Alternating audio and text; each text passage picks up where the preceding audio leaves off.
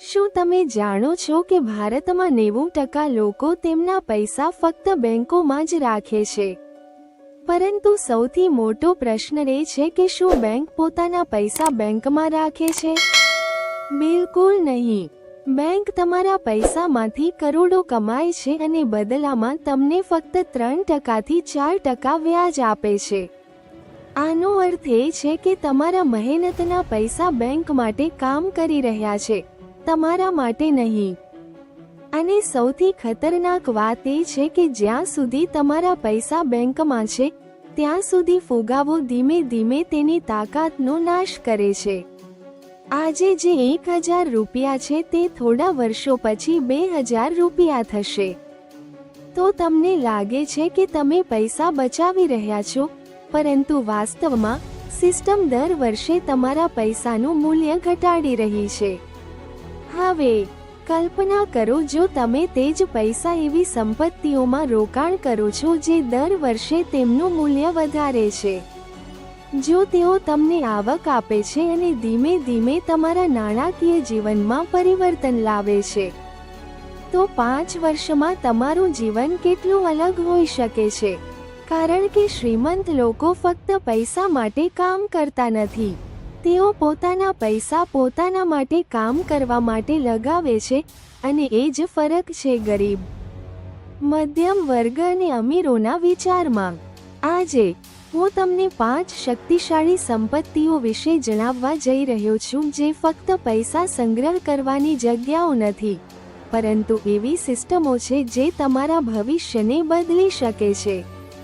અને યાદ રાખો, નંબર 2 અને 5 મારા મનપસંદ છે.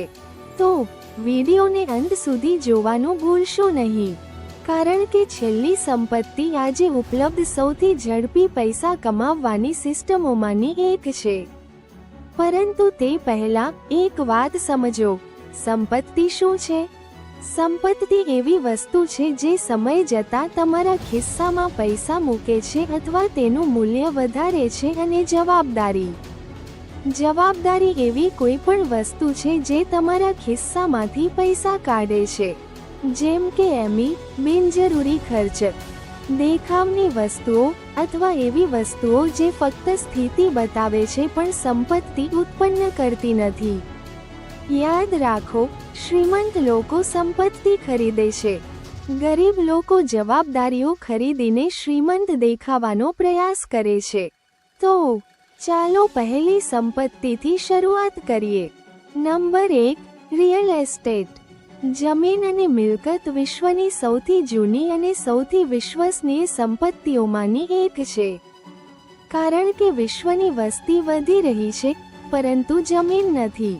આ કારણ કે લાંબા ગાળે સારા સ્થાન પર મિલકતનું મૂલ્ય સામાન્ય રીતે વધે છે.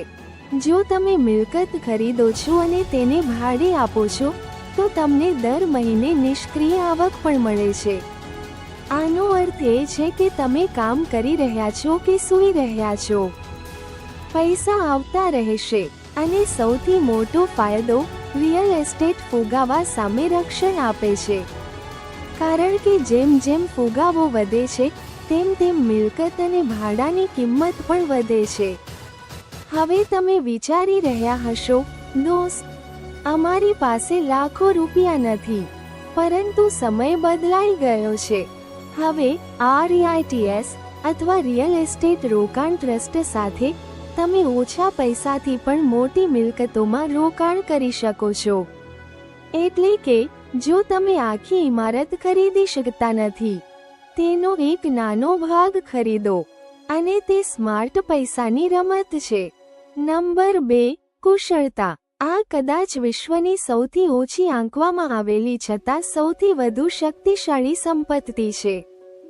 જો તમારી પાસે ઉચ્ચ આવક હોય, કુશળતા, કોઈ પણ નાણાકીય સમસ્યા તમને લાંબા સમય સુધી ગરીબ રાખી શકશે નહીં. Video editing, coding, digital marketing, graphic designing, copywriting, વેચાણ, AI કુશળતા. આ બધી વસ્તુઓ છે જે ભવિષ્યમાં વધુ મૂલ્યવાન બનશે. મોંઘો ફોન ખરીદવાથી તમે ધનવાન બનતા નથી. પરંતુ એવી કુશળતા શીખવાથી તમને પૈસા મળે છે તે તમારા આખા જીવનને બદલી શકે છે. યાદ રાખો, ડિગ્રી જરૂરી હોઈ શકે છે, પરંતુ આજના વિશ્વમાં કુશળતા વધુ મહત્વપૂર્ણ છે, કારણ કે કુશળતા એક એવી સંપત્તિ છે જે કોઈ ચોરી શકતું નથી. ન તો બજાર ક્રેશ કે ન તો સરકાર તેનો નાશ કરી શકે છે. અને પ્રમાણિકપણે આજે ઇન્ટરનેટનો આભાર, કોઈ પણ વ્યક્તિ ઘરેથી કૌશલ્ય, સંગીત શીખી શકે છે અને પૈસા કમાવવાનું શરૂ કરી શકે છે. નંબર 3, સોનું. સોનું ફક્ત ઘરેણાં નથી, તે સદીઓથી સંપત્તિનું પ્રતીક રહ્યું છે.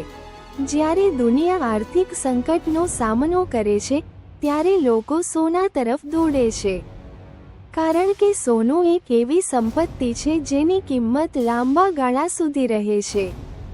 પરંતુ આ એક મોટી ભૂલ છે જે લોકો કરે છે.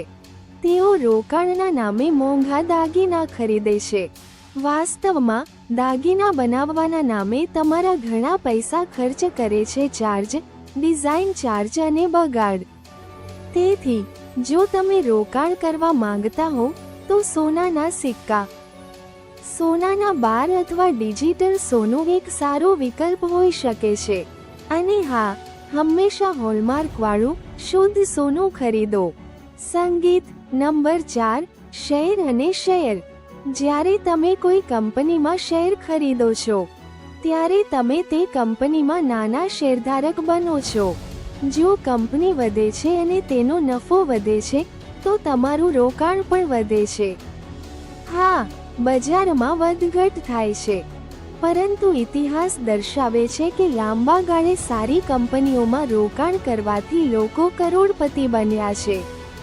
વોરેન બફેટે કહ્યું હતું કે જો તમે સૂતી વખતે પૈસા કમાવવાનું શીખો નહીં તો તમારે આખી જિંદગી કામ કરવું પડશે. તેથી જ સ્માર્ટ લોકો ફક્ત પૈસા બચાવતા નથી, તેઓ રોકાણ પણ કરે છે. નંબર 5, વ્યવસાય માલિકી.